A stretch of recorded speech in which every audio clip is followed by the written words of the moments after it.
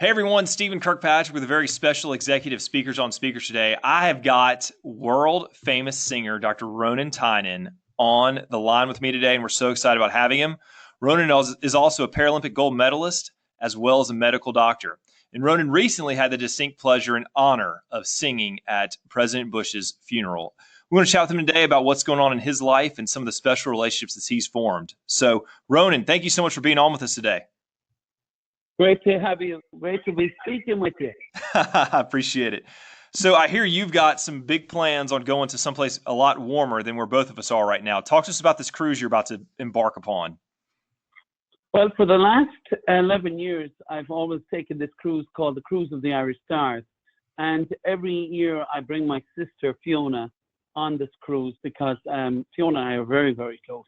And some years when I was a young doctor, I diagnosed Fiona, unfortunately, with multiple sclerosis. And I thought, in lieu of all the trials she's had, and she's an amazing girl, that I thought, well, you know, every year I'm going to make this, dare I say it, a pilgrimage, because it's not, Sure. because we have an absolutely fantastic time. And so we go there, and every year I work with the same guy, Andy Cooney. He runs this cruise, and I perform 2 shows on it.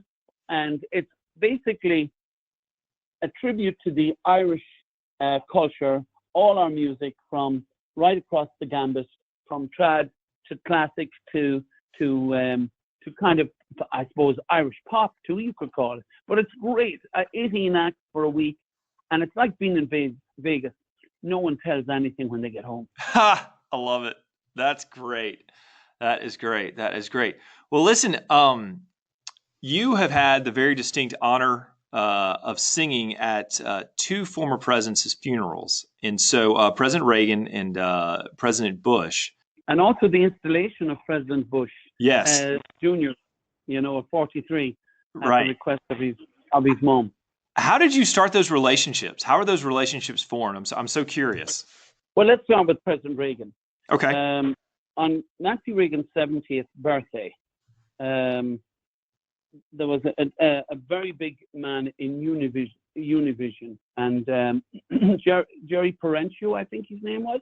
Okay. And he lived in Beverly Hills, right? Right. And he had he had his position at that time is he controlled Univision, but was also very, very close to the Reagans. And he also had a house. Do you remember the great Beverly Hillbillies? Of Remember course. that show? Well, he owned the house they performed that show from. Oh, wow. But anyway, to continue. So I got a call from Jerry and asked, would I perform at Nancy's 70th birthday? And I said, absolutely, no problem. And there was the who's who of entertainment, Merv Griffin, a couple of people that, of course, I would not have known. And because being from Ireland, I wouldn't know the shows that Merv Griffin did, but he was a huge game show man, and he had lots of shows on TV at the time. Of course.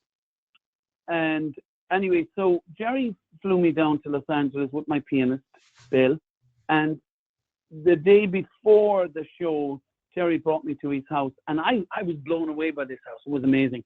And he had his own theater in the house, and we performed what we were going to do for Nancy. So then on the day, it was, I think, in the Beverly Hills Hotel, one of those beautiful places. But so I sung several songs, and after the show, Nancy came up to me, and she was she was lovely. Mm-hmm. And it was a well-known fact that President Reagan had Alzheimer's. And Right. my mom also suffered from Alzheimer's.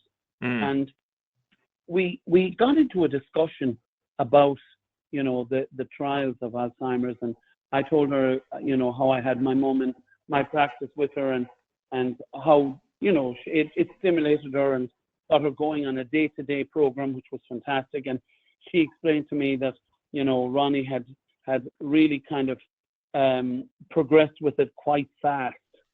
And she said it ravages your body and your soul and your mind. She said, but most of all, it's so difficult for the caregiver. And I said, I totally understand. So I said to her, I said, Mr. Reagan, if you ever want me to do anything for you, I said, anything for President Reagan, I said, I'm there for you. So we kept up communication. And I'd write her a letter, she'd write back. And then every Christmas she'd send me something. She sent me his autobiography, signed by him. She sent me a set of his cufflinks. There was a lovely communication with it. So anyway, in 2004,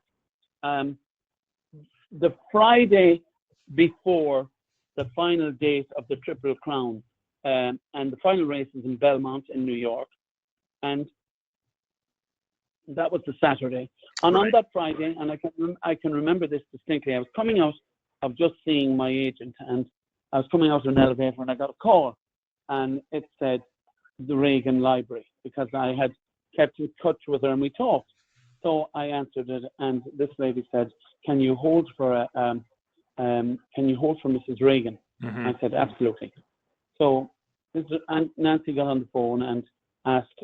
She said, "Ronan," she said, "one of Ronnie's biggest desires or dreams was to have an Irish tenor fill the hall, fill the cathedral walls of Washington." He said, "Would you do me the privilege of singing for Ronnie?"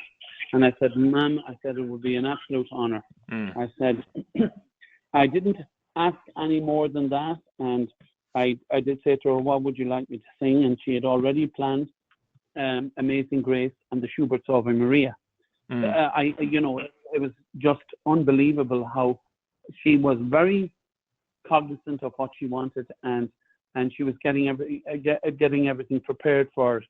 Then I was seeing that the next day, Saturday, New York for the Triple Crown, and it was announced just before the race that President Reagan had passed. And I said nothing. I told nobody I had been asked to do anything, because she did request that I didn't do any media before the funeral. Of course. And I said, no problem. So then I was, on that Wednesday, I was singing at the Kennedy Center, at the Kennedy Center Awards. And on that platform, there was a lot of amazing people. Dionne Warwick, Charlotte Church, John Lithgow. What an amazing guy he is. So, there were some of them. I didn't know all of them, but, you don't. So anyway, on the Thursday, I did the rehearsal with the Air Force Orchestra in the cathedral. And on Friday, the funeral was, and I'll never forget it, because I brought Fiona with me. I brought my sister over because, I needed the support of somebody who I knew me better than anybody. And we had to get up very early. You needed a friendly face in the audience that you could look at. I needed not just a friendly face in the audience, I needed somebody beside me. So sung at the funeral, and afterwards then I met all the dignitaries, and we were brought to the rectory of the cathedral, where I was with all the kind of dignitaries were there. President Bush Sr., President Bush Jr., Margaret Thatcher, President Gorbachev, James Baker, President McAleese of Ireland. She was wonderful. She hugged me and told me she was so proud of me. She should be, as she should have been. And so bit by bit, everybody was being picked up by the limousines. And in actual fact, on Friday, I was flying to Houston to get ready for President Bush's 80th birthday, because I was performing in, the Astro Stadium, where they have the baseball stadium, with a 90-piece symphony in celebration of President Bush's birthday. But I had no idea how I was going to actually get there. That for some reason, all the arrangements were done kind of. And as I said to Fiona, she said, "Where are we going now?" I said, "I think we're going to Reagan Airport." I said, "I'm not sure." I said, but I said, "We'll be picked up by somebody." So at the final end of it, we were left standing there. And next minute, this big black limousine comes along, and I'd already had a great relationship with President Bush, and so President Bush gets out of the car, and he says, "Where are you going?" And I said, "I'm waiting for a car." I said, and he said, I said, I'm going to. I said to Houston. Right. So he said, "Who's collecting you?" I said, "Well, I don't know." Well, he said, "I don't know either." He says, so he said, "You better come with me." I said, "Sir, are we going with you?" And he says, "Well, I don't see anybody else looking to collect you." And so we got into the car. I looked back, and there was in the back, the two back seats was President Gorbachev and James Baker and Barbara Bush and President Bush were in the back, and we were kind of in the front part of it. And Fiona looks back and she says, "Look who's behind." I said, "I know." I said, "Say nothing." So then we got to the hangar of this hangar. I have no idea where we were, but I could see Air Force One and Air Force Two. So everybody got out of their cars, and I saw Margaret Thatcher and President and Margaret Thatcher and Nancy Reagan getting into Air Force One, I think, and then Air Force Two was beside us. And Fiona said to me, she said, "Are we going in that?" I said, No. I said, "We're not going that. We'll be going to the airport." Right. So we stayed in the car, and President Bush came to the door, and he said, "Why are you still waiting?" I said, Sir, are we going with you?" And he said, "Ronan, I don't see anybody else looking to take you."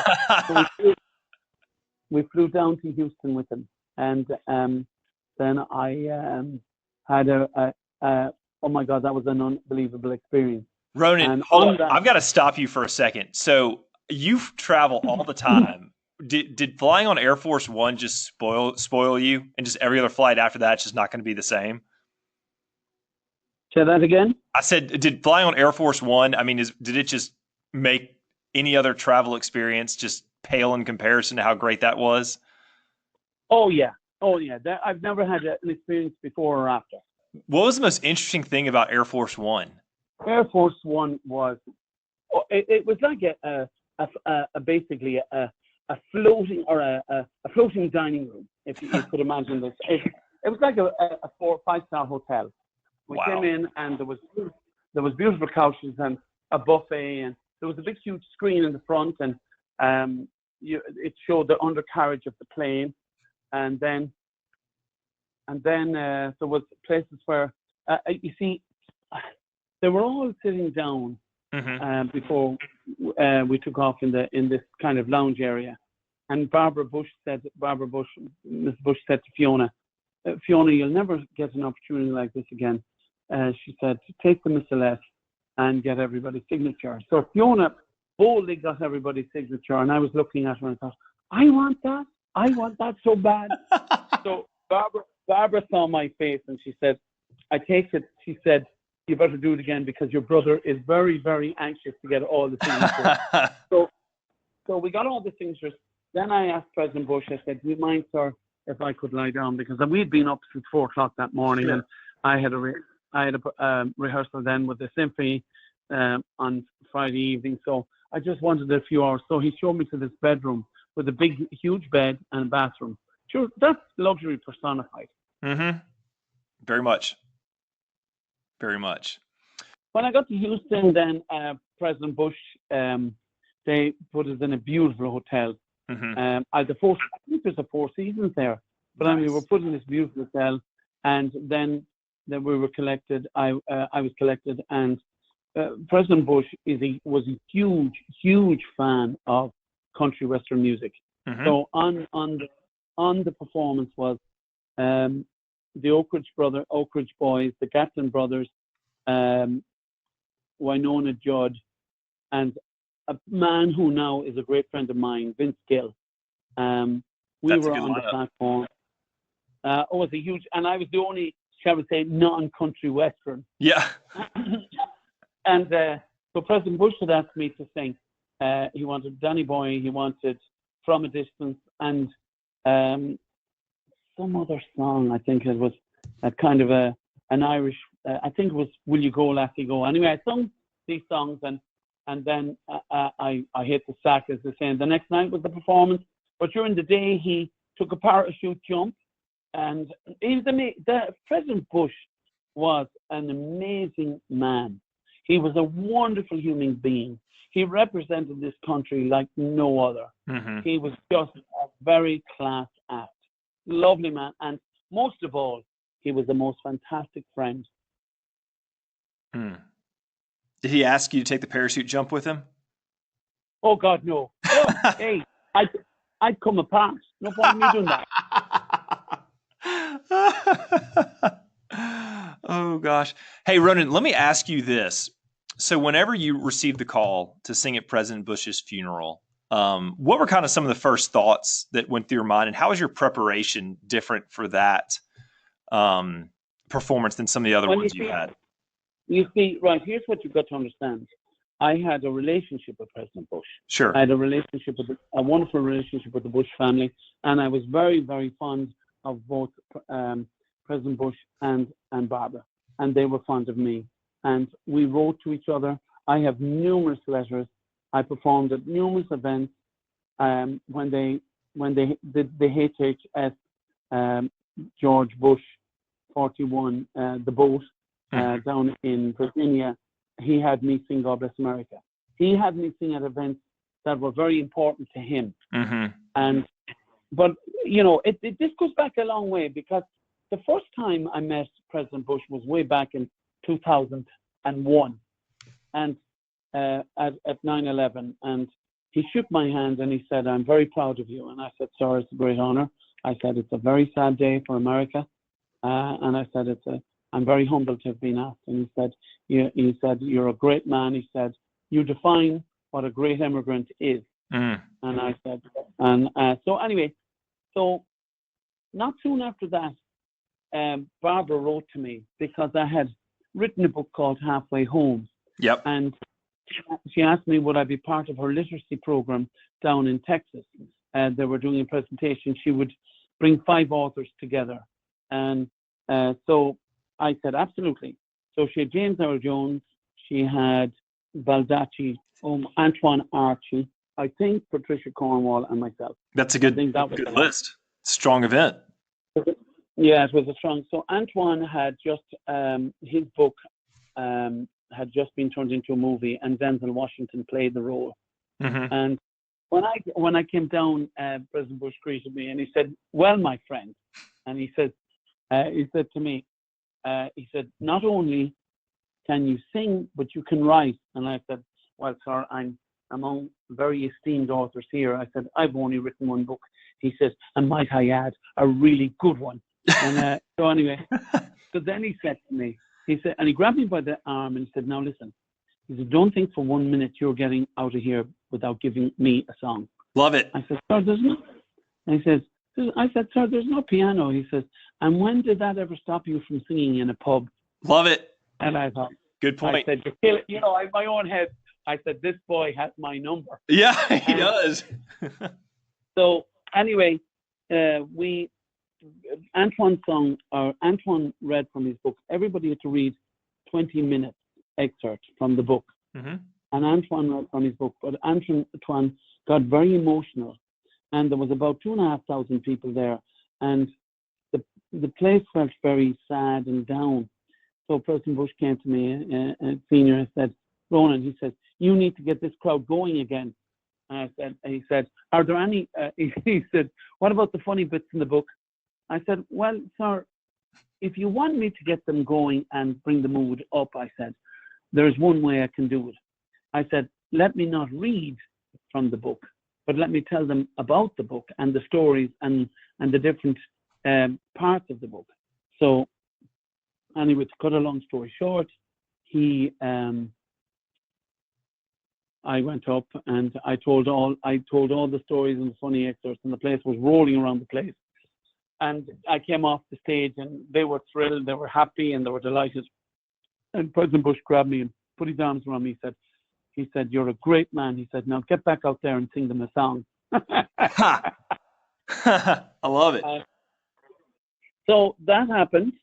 And after that, we after that, there was a lot of, then we did a lot of events together, and I'd been in the White House for St. Patrick's Day. I'd been in different, when they had different executives or dignitaries coming to the House. President Bush would ring me. He said, Ronan, could you do this for me? I said, yeah, of course. And, so he had me at several events, and then we had family events that he wanted me to do. And it was, he included me in absolutely nearly everything he wanted me. And then later on, every year I do a show in Kenny Bunkport, and himself and Barbara would come to it. And the next day we go to Kenny Bunkport, to the house, and have a meal with them and stuff like that. Wow, that's a very special relationship. Yeah. So now, going back to your first question, how did it all happen? So about 7 years ago, I got a call from him, and he said, he asked me, he said, Ro, will you come down and visit me in Houston? I said, absolutely, sir. When do you want me? He said, next week. I said, okay, I'll organize. So I came down, and when I got to the house anyway, and knocked at the door, and there was Barbara at the door. And she said, well, son. And I said, hello, ma'am. She said, do you know why you're here? I said, no, I do not. I said, all I know is that President Bush had asked me to come down to visit him.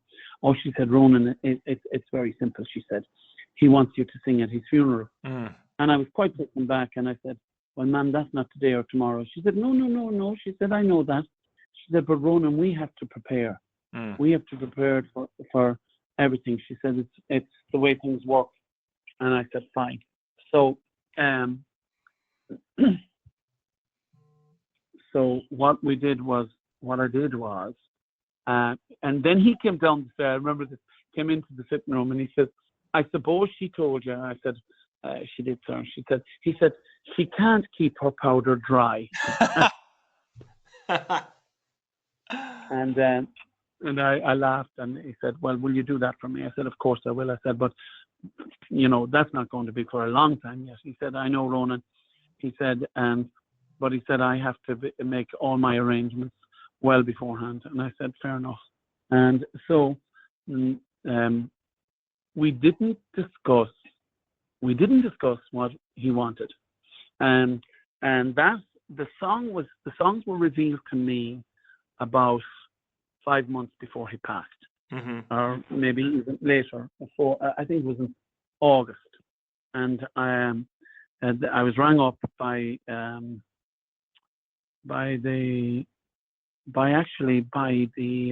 Gene Becker. Yep. Gene rang me, and she was his PA, and she said, Ronan, he has picked, now this is what she said to me, Ronan, he has picked the song he specifically wants you to sing. He said, he has picked the song, and this is what he wants you to sing. The Last Full Measure of Devotion, and the Lord's Prayer. He picked the Last Full Measure of Devotion because it's an excerpt from the Gettysburg Address, which Lincoln gave. And he loved it, and believed that was the great honor that the military, the Air Force, the Navy, the Marines, that they sacrificed their lives, and it was a privilege to be part of their unit, and the brotherhood and sisterhood that was in it. He was so proud of the forces, and he was so and he was so beloved by the forces. Right.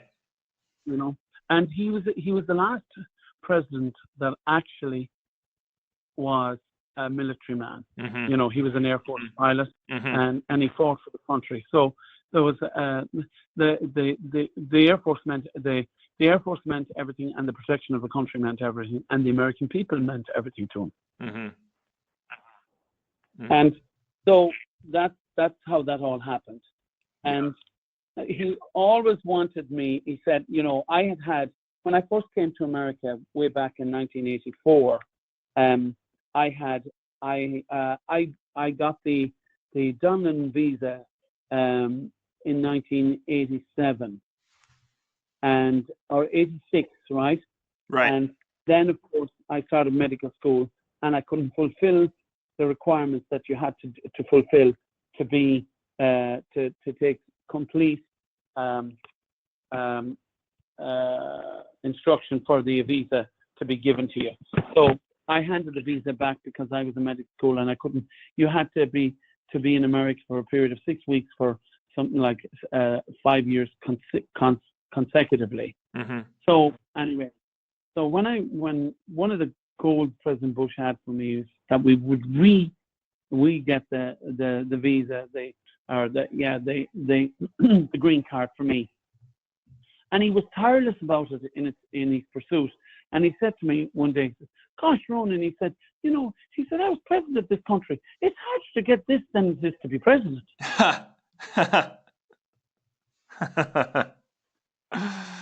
He was definitely a man of humor. He was definitely a man of humor. Oh, he was. Oh, he was fantastic. And well, on his 90th birthday, we were celebrating his 90th birthday in Kennybunkport, and he requested me to be there and sit beside him for the whole event. And it was at that time he revealed his wonderful stockings, the socks, and he says, "I got your present, Ronan." Now the funny thing is, his Parkinson's had kind of taken over him a bit, but he still did a parachute jump at 90 years of age. He was amazing. I couldn't do a parachute jump now. That is no. Well, I don't even aspire to even think what it'd be about. Right. That is amazing. Hey, Ronan, got time for one more question. How has kind of your relationship with the Reagans and the Bushes, how is that, and kind of the lessons you've learned, how's that influenced your keynote speaking and kind of your career? I think one thing, both men, first of all, they are men that have led the Western world. They're the commander-in-chief of the greatest country in the world. They have done by this country, by their actions, they have the best they possibly could. They were honorable, upright men and distinguished men and wonderful family men. I learned from President Bush more than anybody because I didn't know. I only met Ronald Reagan in 1984 at the Paralympics in New York, where I was deemed the most outstanding disabled athlete in the world, and he gave me the Sir Richard Kunzer Award and shook my hand, and he said, "This is a great honor for you." And I said, "It is, sir." I said, "Bigger honor meeting you." And he smiled and he said, "You're a good Irishman." Love it. So that was him. But, yeah. So then, and he was born. His family were from Ballyporeen in County Tipperary. But President Bush showed me what a great father was. He showed me kindness. He showed me understanding. He showed me sincerity, and he showed me loyalty to a friend. He was truly the most awe-inspiring man I met aside from my father. I adored my father and I adored President Bush. He was a beautiful man in every way. He was witty. He was loving. He was passionate about this great country. He fostered in me a love of this country that I couldn't believe. I became part of his belief in the great country. America is great. It's a powerful country. And if you're willing to give, it will give you 1,000-fold more.